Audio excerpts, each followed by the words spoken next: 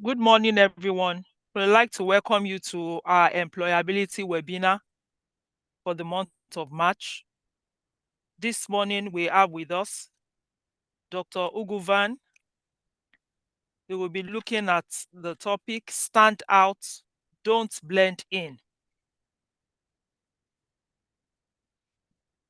Winning moves in the business jungle.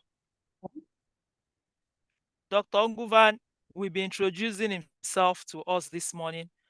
Please, let's give her a round of applause. Let's unmute and give her a round of applause.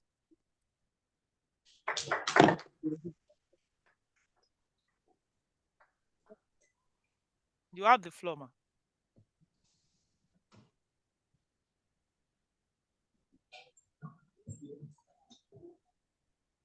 Good morning, everyone. My name is Architect Dr. Nguvan Kyenge. I'm glad to have you all here today.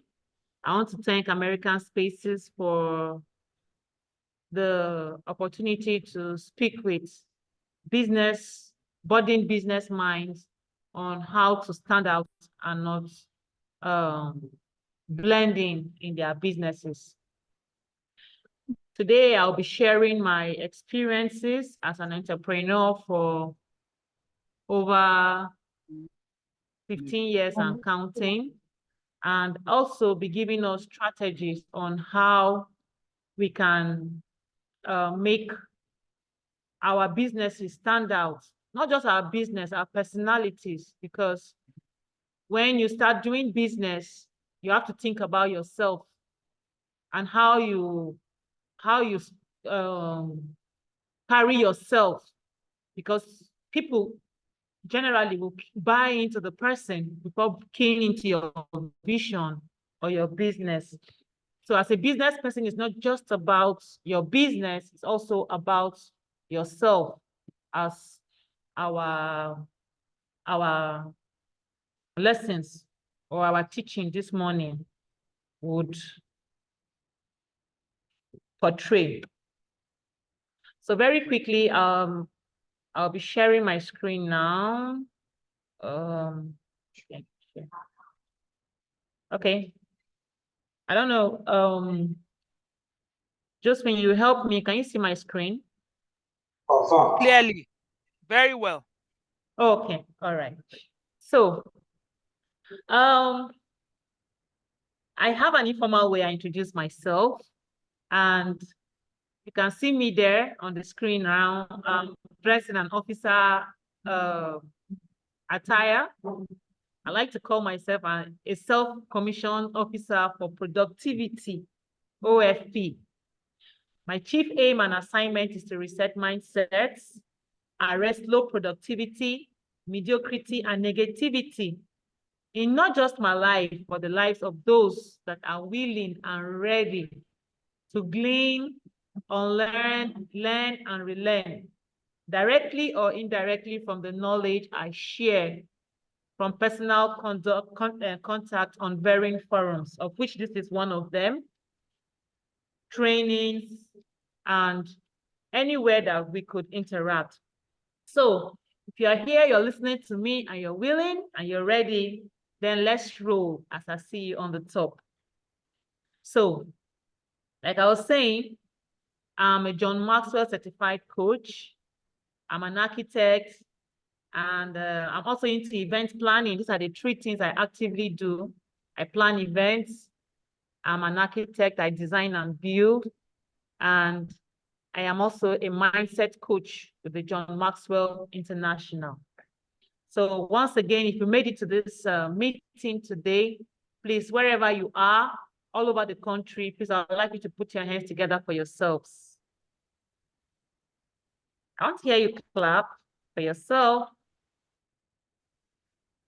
You could be anywhere else, but you're here today. So I welcome you all to stand out. Don't blend in. Winning moves in the business jungle. The business arena is a jungle. And in that jungle, like we all know, in any jungle, is survival of the fittest. If you don't stand out, your business will not pass your heights. Your business will not go far. Your business will remain on the mediocre level.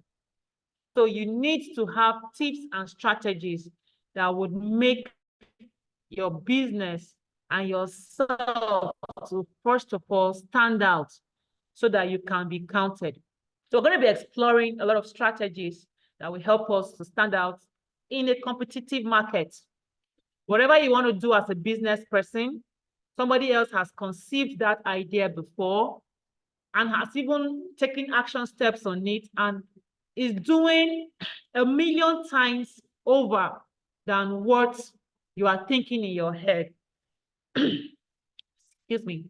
I remember when I started Mindset Series, which is my coaching platform, it had no form. I just knew that I had something in me that endeared me to the mind, that if I could find a way to work on the minds of myself and people around me, we could change. Because my environment, my community where I grew up in, everybody thinks very average, you know. And so I didn't want that kind of mindset. I wanted that to change. And I had this idea of Mindset Series, but I didn't know at all that I could develop it to something. Fast forward into 2017, I found myself in the John Maxwell team international in Florida.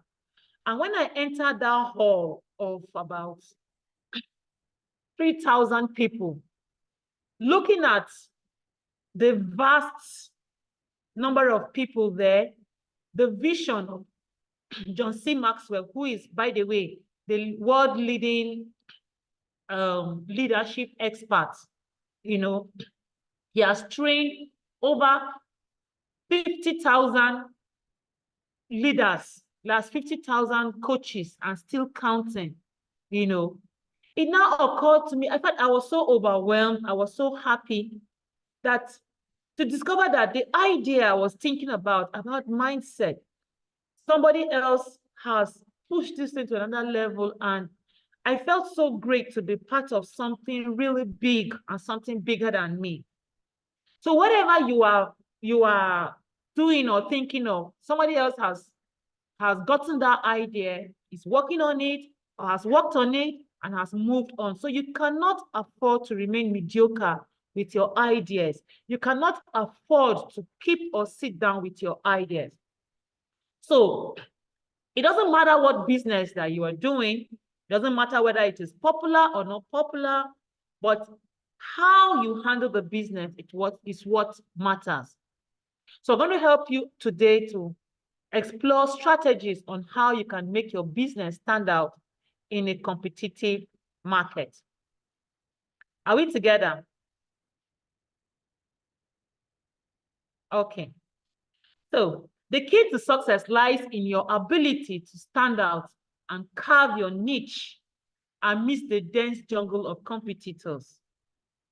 It's not about what you do. Successful people are the people that take ordinary things and do extraordinary things with them.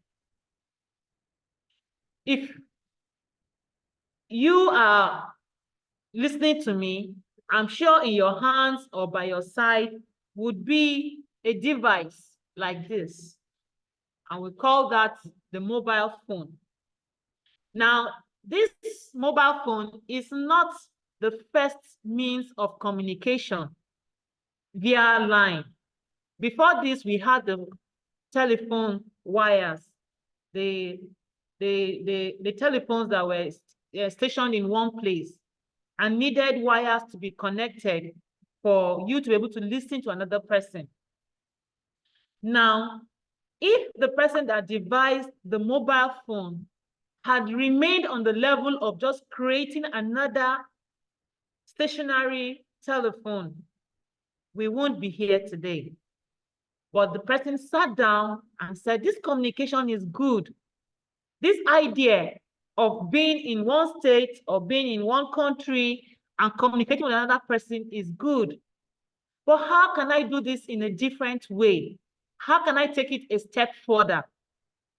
And he thought about it and created something. How about I can move around with this telephone without the wires following me everywhere I go? I guess I'm just guessing what would have been going around his thought process.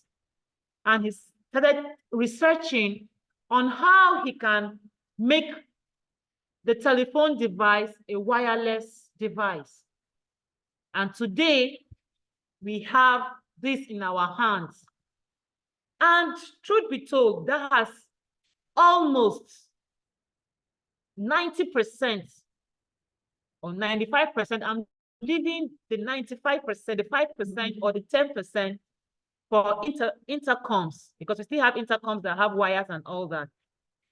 But that has completely, the telephone system with wire has completely gone obsolete because somebody stood out. Because somebody did not blend into the status quo of telephone mechanism. He thought about a better idea, and that's what made him stand out. And gradually, the mobile phone has evolved from BlackBerry to Android to the iOS, and it just keeps evolving because people are thinking they don't want to remain on the same level. And that is why they are standing out. That is why today people will tell that, oh no, I prefer iOS system to the Android system. Now, before this, we're using the Turayas, and then came the Blackberries, and oh, BlackBerry thought they had arrived. But today, Android has taken over, iOS has taken over. It's not time for iOS or Android to relax, because somebody else, I'm sure, is thinking of better operating systems. And if care is not taken, they would overtake the market again. So you see, it never quite stops. Standing out never quite stops. It keeps going on and on. You have to keep on thinking and innovating if you don't want to be eaten by your competitors in the business scape. Are we following? So the key to success lies in your ability to stand out and carve a niche for yourself. In this jungle, blending is not an option. You cannot afford to blend in, because if you blend in, you will be eaten. Because in any jungle, is survival of the fittest.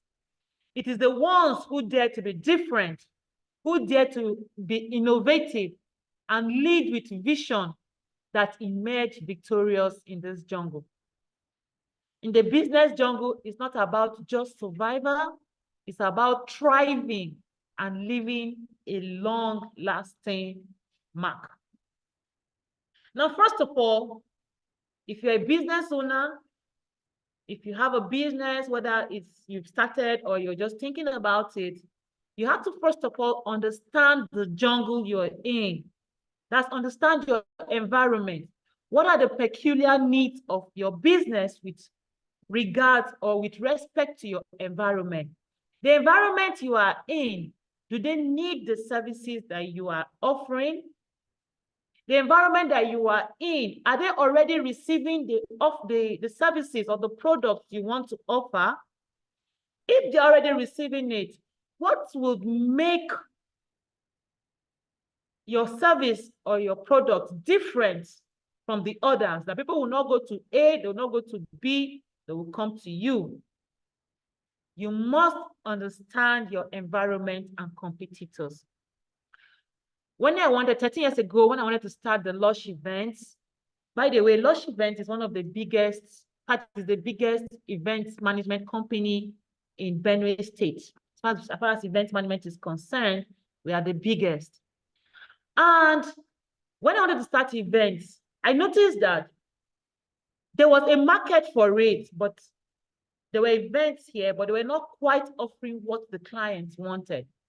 And so most times for any big client that wants to do something, you find them you'll find them going to Lagos or Abuja to get the kind of services that they needed. So I started studying how the events in Lagos and Abuja were being done. And I asked myself, why can't we bring this thing down to where we are? And that was how I started conceiving the concept of Lush Events. I studied, researched, And I said, hey, instead of paying, for instance, 100% to a Lagos person or Abuja, considering the transport, the logistics, and everything to come down, why not give me half that amount or 60% that amount? A bit higher than the regular, and I give you that. And the idea sold. And that was how the business scape thrived for that long here. And that shut us up, and we've had that name for this far. For 13 years, we're still standing strong. Of course, a lot of competitors have come into the business. A lot of things have come in, but we keep upgrading our game. You can't remain on that level. Like, for instance, I meet some couples down the line that have turned to big families now. Oh, you did my wedding. My wedding was so beautiful. My wedding was so glorious. And when I go back and look at the decoration or the setup I did for them, I'm like, I'm not even so proud of it, because I've moved. I've done higher things to keep me, afloat in the business. So when you're studying your environment, you want to ask yourself, is this service already available? If it is not available, are you bringing in something new? If it's already available, what are you doing to make a difference? And when you inject that difference, I assure you that you're going to fly. Are we together? So the first thing in standing out in the business jungle is to define your unique selling proposition, what I call USP, your unique selling proposition. Identify what sets your business apart from the competition. Your USP should be clear. You must make your business solution clear. People have problems everywhere. What they are looking for is solution. For launch events, I was trying to meet the big clients that wanted to go to Lagos or Abuja to bring in people. And I was like, hey, I am here. You can have the same quality of work for lesser amounts. It was clear. It was compelling. Of course, everybody wants the best at an affordable rate. And it resonates with the target audience. Of course, it's what they wanted. Everybody wants a very good event. They want something very nice and all that. And it's sold. So define your unique selling points. When you have that in your business, is the first strategy of standing out in whatever you're doing.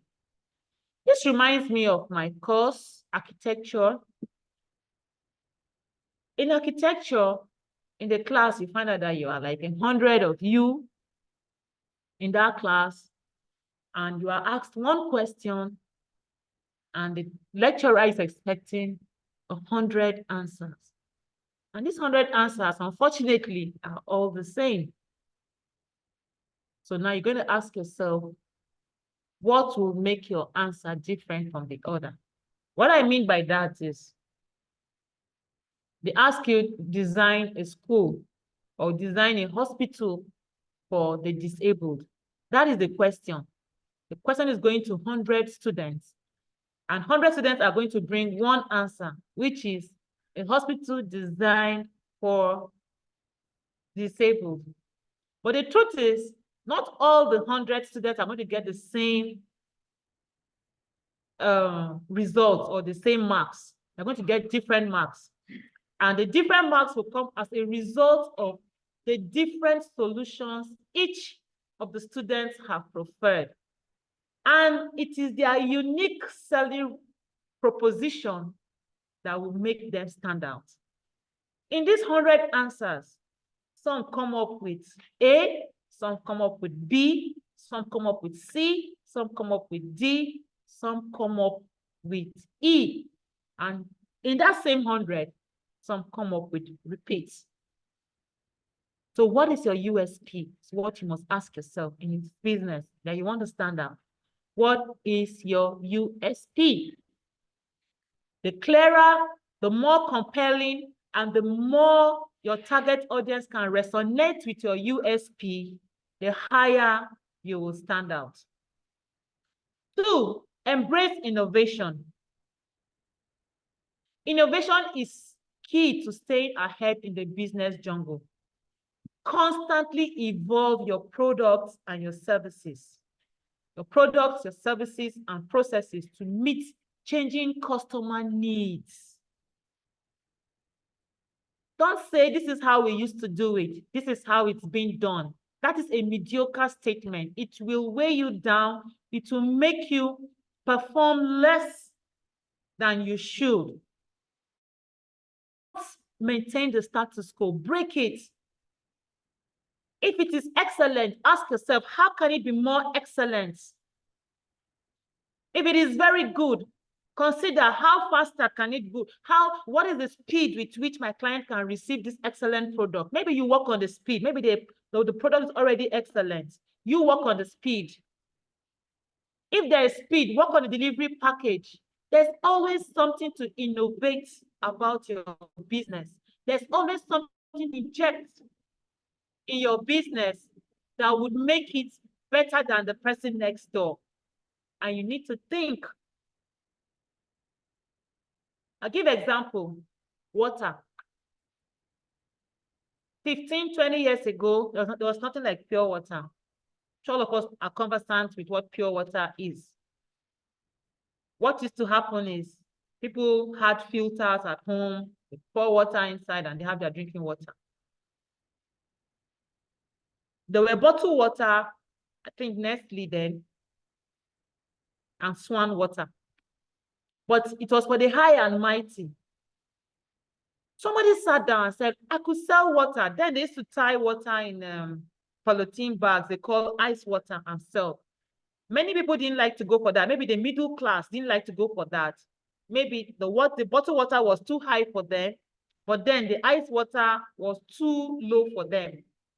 And somebody cashed into that market and said, okay, I want to sell water. I don't want the water to be as high as bottled water, but then it should not be as low as ice water. I'm thinking something as clean as bottled water, but better packaged than ice water. Something that looks processed that people would easily buy. And boom, the idea of pure water came in. And before you know it, the person cashed out in hundreds of millions before other people start embracing pure water factory.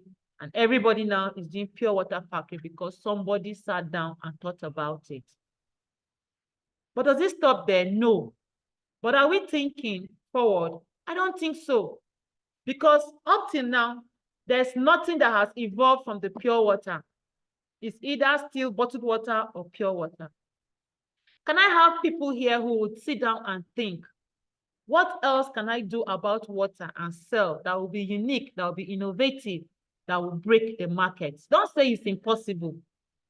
Impossibility does not exist in the creative world. Impossible does not exist in the innovative mind. There's always a way out. It's just that you've not yet thought about the right way yet. So constantly think about how you can evolve your products and services to meet changing customer needs. Customer needs keep changing. Customer needs keep changing. Recently, there was an outcry on the price of pure water. And people started talking about going back to filters, going back to boiling water. So a few weeks ago, if you were on the social media, there was a lot of rambling about that. Now, a smart business person will be thinking, how can I cash in on this need that Nigerians are yearning for? Somebody would think, should I import filters and start selling? How should I make convenient filters that people can carry around? Filters are bogus, they are bulky, you keep them stationary. Will somebody be thinking about a to-go filter I can carry around? And each time I just pour water there, it filters the water and gives me clean water to drink. Innovation, thinking is what will make you stand out. And I want to bet you that somebody that will crack the hack of pure water and safe, affordable drinking water for people will get a very good niche, carve a very good niche for themselves. Are we following? Number 3, build a strong brand identity. A strong brand identity helps you stand out and build customer loyalty. We have a lot of brands there that have gotten unshakable brand identity. We can name a few of them. Sorry if I'm calling names, but I have to call these names so that we can bring the message closer and then it can resonate with what we're discussing. I'm not in any means advertising anybody, but there are examples, good examples that we can lean on.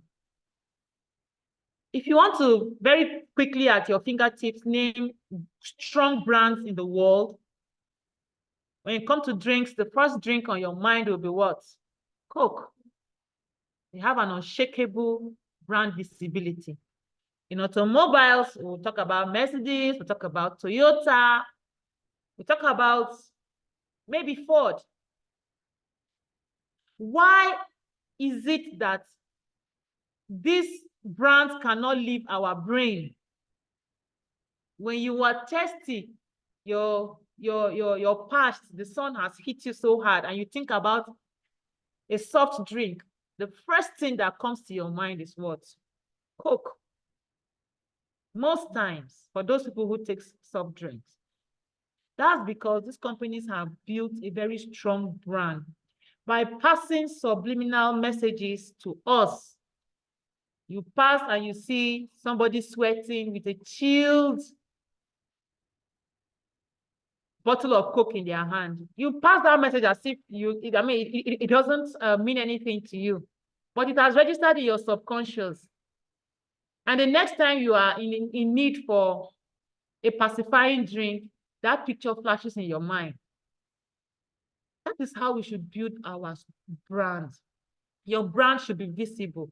And there are so many ways your brand can be visible. Souvenirs, online now, we are online. Keep advertising your brand. Let it be on the name of everybody. Lush events, lush events, lush events, lush events. Mindset series. Build a strong brand that will always be on the minds of people. And your brand can only be on the minds of people if you are solving their problems part-time. You cannot have a bad product and expect that you will build a strong brand identity. Another thing that makes a brand stand strong amidst challenges in the jungle is consistency in branding.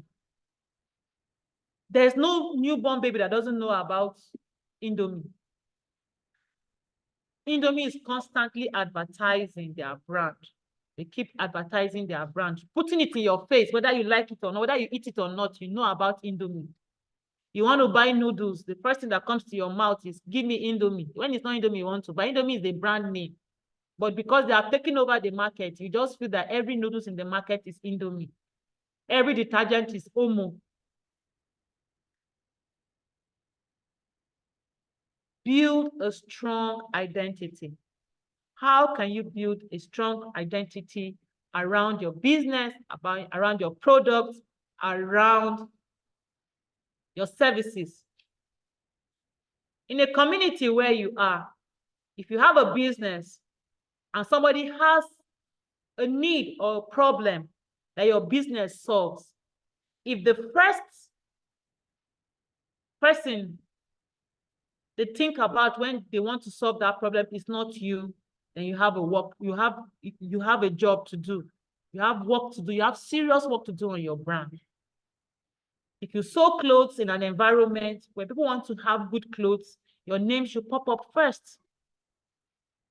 If you sell water, people want to have clean drinking water, your name should be the first thing that pops. If you want to run an event and somebody wants good services, your event company should be the first name that rings the bell when you want top-notch quality services.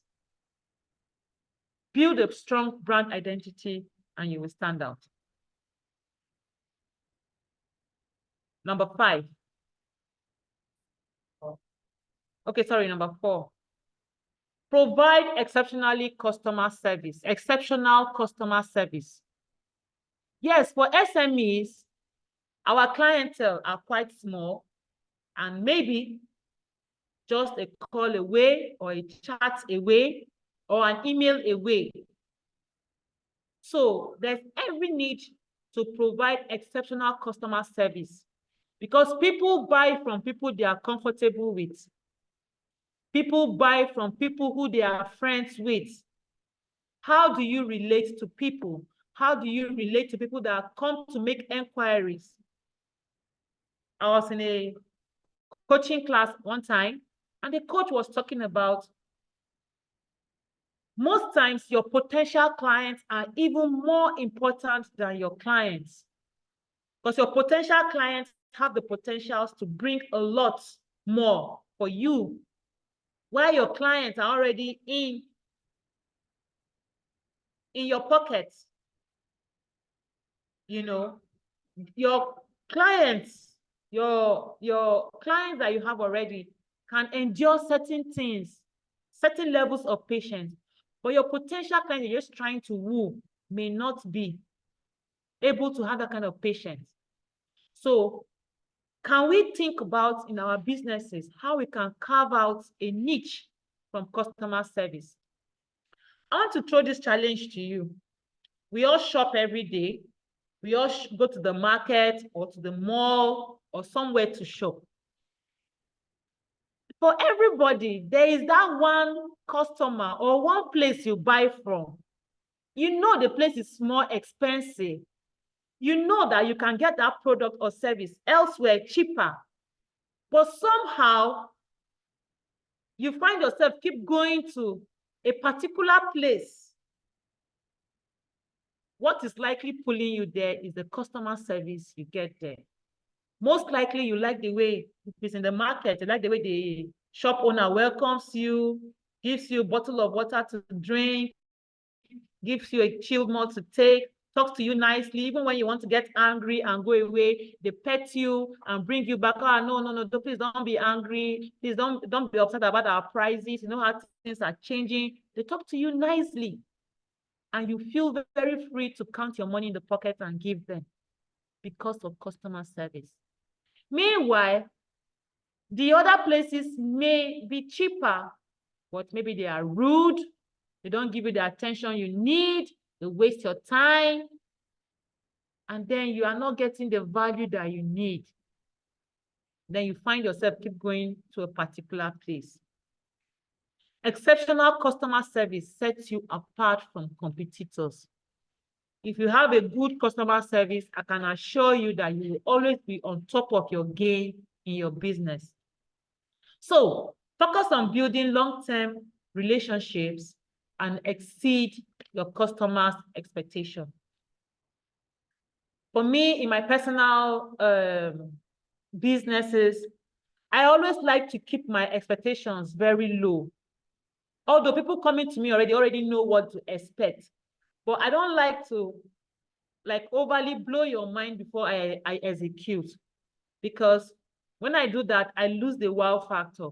I want you to talk to you and maintain a very minimal position. And then when I get the job, I try to overshoot your expectation. And in most times, 100 over 100, when you overshoot a client's expectation, when you do more than is expected, you end up gaining that customer. And this customer or this client will refer many others to you. Oh, I gave her so much, just a little money, and she was able to do something so big for me, something so marvelous. I wasn't even expecting this. Oh, this is not too much. I remember most time when I'm working on set and I'm overdoing things, and my clients are like, oh, this is not just too much. Or my staff are like, oh, this is beyond what the customer asked for. This is beyond what the customer asked for. Are we not doing too much? Are we not losing? I said, look, anybody can do what you are doing, but it takes the extra effort. It takes the extra mile to be different. It takes the extra mile or the extra thing you put in to stand out for your customer to say, no, I can get this service from XYZ, but Mr. A gives it to me in this particular way, and that makes you stand out. So when you focus on building long-term relationships with people, and sometimes you might go through a business process with somebody, you may not win the business, but make the relationship. There's a difference. Some people are not so technical or observant. They lose both the business and the person. If you lose the business but gain the relationship can bring you more businesses later. But if you gain the business and even lose the relationship because of bad business attitude, tomorrow you are likely not to get any business or referrals to that, from that quarters. And there's no business, there's no customer or client in any business that is small or big. Somebody might buy from you small today, but give you a referral that is 1,000,000 times more than what they bought. Okay. So cultivate a culture of excellence. Never do a job because of how much you are being paid. You now do something shabby, or you provide less quality jobs. As far as your name is on that product or service, always ensure to give it the best. I remember most times when I'm negotiating with my clients, and then they are telling me that, oh, please do this for me. I want it to be so exceptional. I want it to be so good because XYZ. Give me their reasons why they want that thing to come out A class. And I just giggle and I laugh. I just smile. I said, to me, I'm more interested in protecting my own integrity than satisfying you. I just joke about that. I'm more interested in satisfying my own integrity than satisfying you. But in the process of satisfying my integrity or maintaining my name, I'm going to satisfy you. And if possible, wow you, give you that wow factor. That's the wow factor I'm looking for. And most times it ends up that way. And a good relationship is started, good customer is retained. So never say you were paid shabbily for this job, so you do it shabbily. If the job is too low, the payment is too low for you to deliver, then decline. It's better you save your name than put your products or your services out there in the mud. Excellence is a key factor to standing out. At first, it will look like you are losing people because this one, her standards are too high. No. But you discover that you will separate yourself from the lower clients to premium clients. When people are looking for class and taste, they do what? They look for you. When people want to let my people go, they know who to go there for. And you discover that maybe one of your jobs or one product you sell will swallow like 10 or 20 of the ones that just do the jobs anyhow. So foster a culture of innovation, collaboration, and excellence within your organization. Invest in your employees. If you are here, you have businesses that have to do with employees.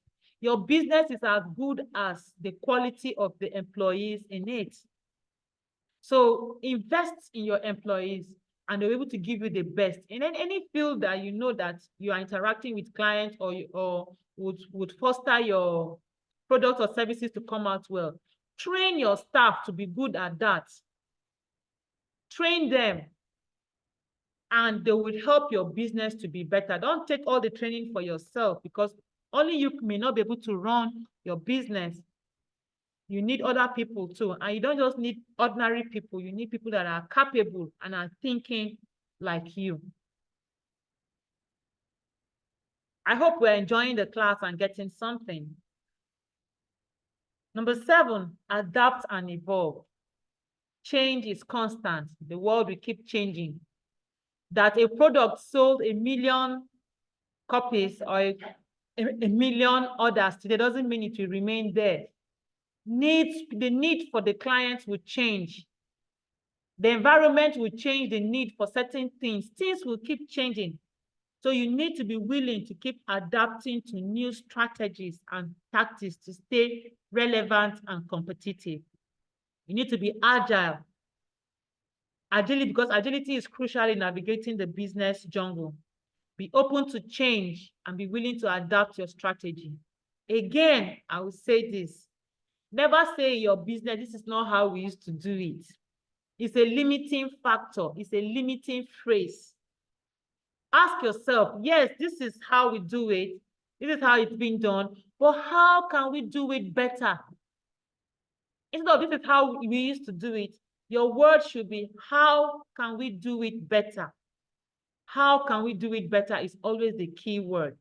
And you will find yourself always at the top of your game, even amidst so many competitors and other lions in the jungle. So to round up, I'm going to give us a few examples of some popular entrepreneurs or CEOs that we know that have stood out in their businesses. There are a lot of them. There are thousands of them, but for want of time, I cannot list all of them here, but I just selected a few that may just resonate with us or I could readily pick at my fingertip. The first person I would like to talk about is Vicky James. Vicky James has a very popular profession, which is fashion designing. I mean, if you go down your street, you have countless fashion houses or tailoring shops there. But this is somebody who grew up seeing her mother sew clothes. And when it reached her turn, she said, how can I take this my mommy's sewing to the next level? And she put in the work, put in the effort. And today she stands out in all her sewing and all her fashion, whatever she does in the theme of fashion, she stands out. If you want a dress from Vicky James, you must be counting from 5 million.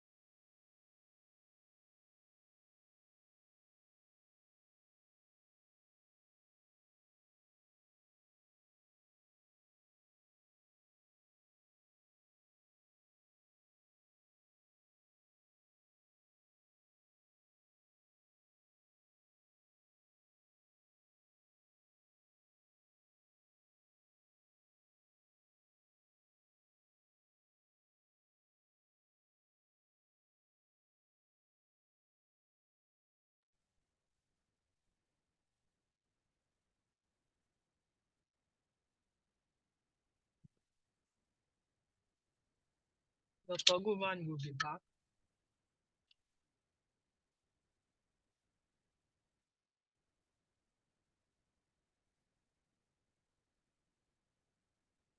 While we wait for Dr. Nguvan to come back online, if you have questions, you can raise your virtual hand or you can type in the chat box.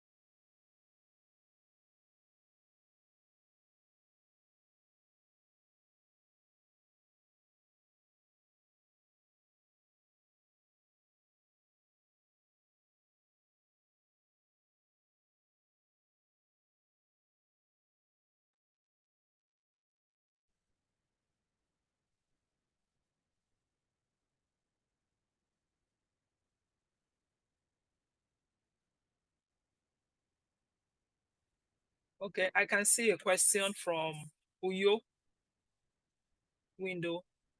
We will share the slides. Once we have the slides from the presenter, we'll share with your director, so you'll be able to access it.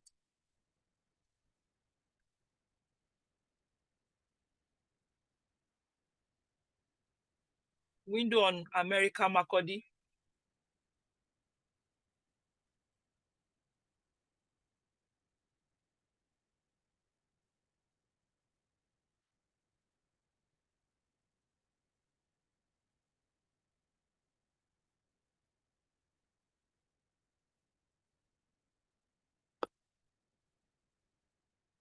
Do we have questions?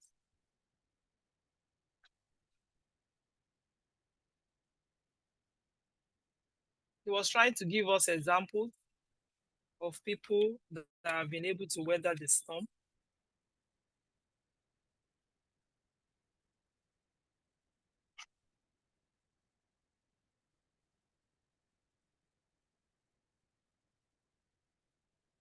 Oka Window on America, you can unmute and ask your question. Good morning, ma. So I have a question. Good morning. Yes, good morning, ma. So the as for the business model and all the things she gave, does it just apply to physical businesses? What about digital? For example, I might, because I know one of the things, for example, somebody might be a writer, or he might be into the tech aspect. How should I be able to sell myself out? It should not just be just for just physical businesses. So that's my question. Okay. Thank you for your question. I think when she was talking about, she was also talking about services.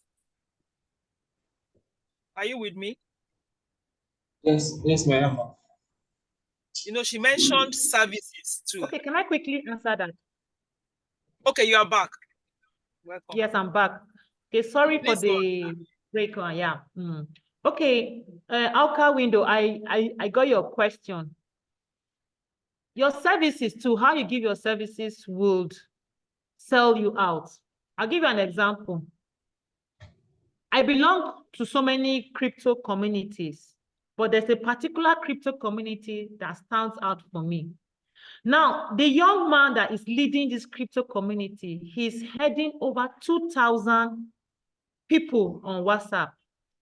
They've never met him before.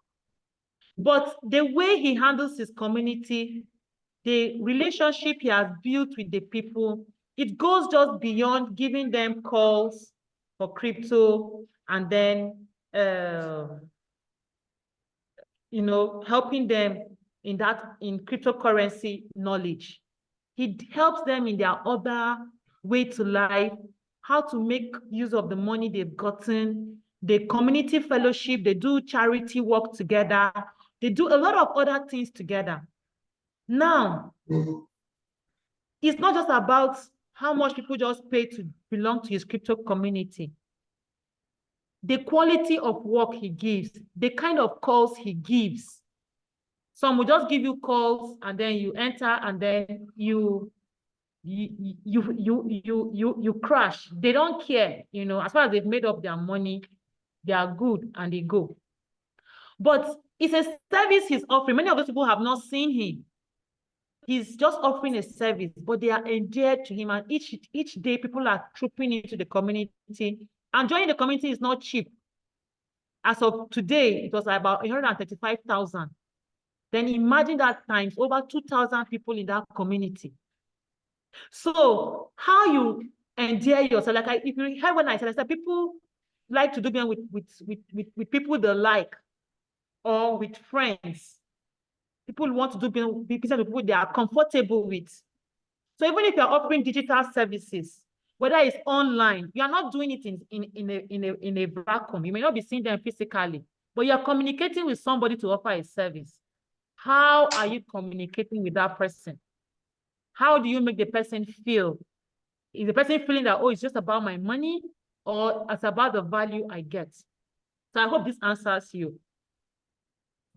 Yes. Okay, thank you. So I'll quickly run. We have actually run out of time. We are supposed Okay, to please. round up 12. So we want to Okay. get responses from our audience. We have someone Okay. who has a question from Maiduguri. Please, can Okay. you unmute and ask your question?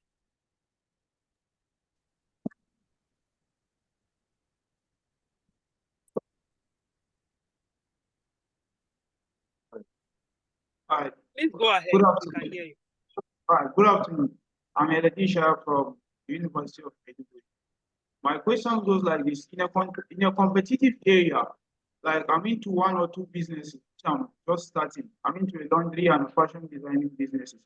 So in a competitive area, there are other ways people try to get more time and also try to win more customers. Just like for instance, let's say in my laundry area, I will decide to go pick up clothes which I'm supposed to work on, and after that, I will return it back to them. Is another way or strategy of me getting more customers.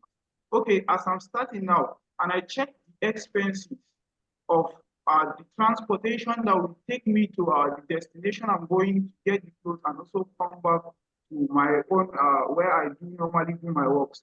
So I was thinking that okay, the expenses is too much and it's taking much of the money I'm gaining. So I was thinking, as I'm just starting, is it possible that I can take up my rate to reach or to reach the amount of other people who are my competitors in the area?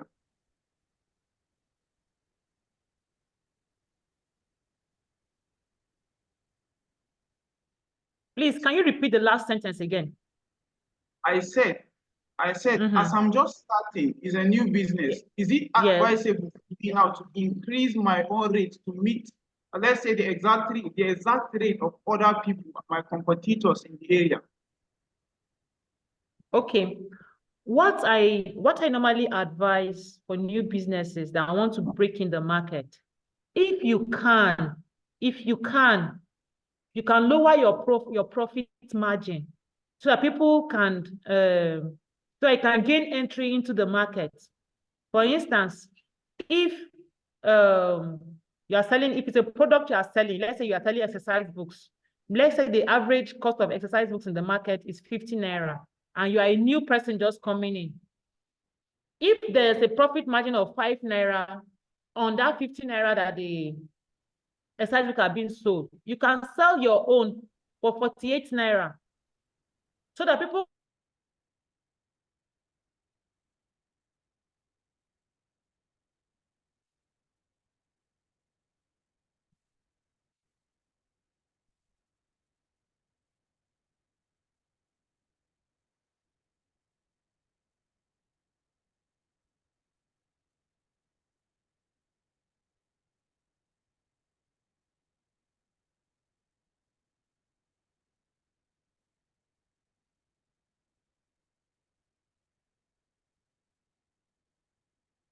Maiduguri, were you able to get something from what she said? Yeah, in the process, it went off. I think the network from your side, so you couldn't get the answer. Can she come again, please? Yeah, what she's trying to say is that as a new entrant into the market, you should look for a way to get more customers by using price that is very easy to get more people into your business. Then when you now show up your services and people see how excellent it is, you'll be able to, bring your price up. All right, thank you. Thank you. Okay. We have some charts. It's like network connection is becoming unstable at Makurdi. So we have, you see a question from Calabar. What is the legal requirement to register an e-business in Nigeria?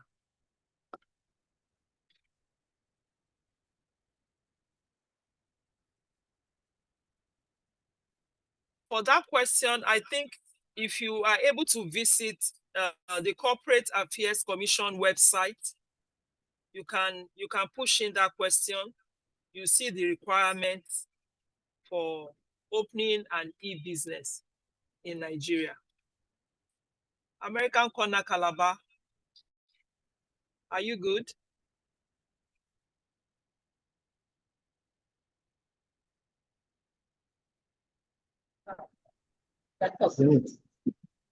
Ma'am, can you hear me? Yes, I can hear you. Okay, okay. Ma, you did justice to the question. I'm satisfied with your answer, ma'am. Okay, thank you. Just visit CAC website, Corporate Affairs Commission. Whatever you need to open such a business in Nigeria, you find the requirements there. Do we still have any question? Thank you. Do we still have any question from any of our spaces? Sorry, not a question, but an observation from Meduguri, please. Okay, please go ahead, Meduguri. Yeah, while our presenter was speaking, we discovered that she didn't say it on item number 5. She moved to number 6 from number 4. Can there be a comment on this, please? That's a slide. From the slide, yeah. Sorry, please, what do you have on item 5? Were you able to capture it?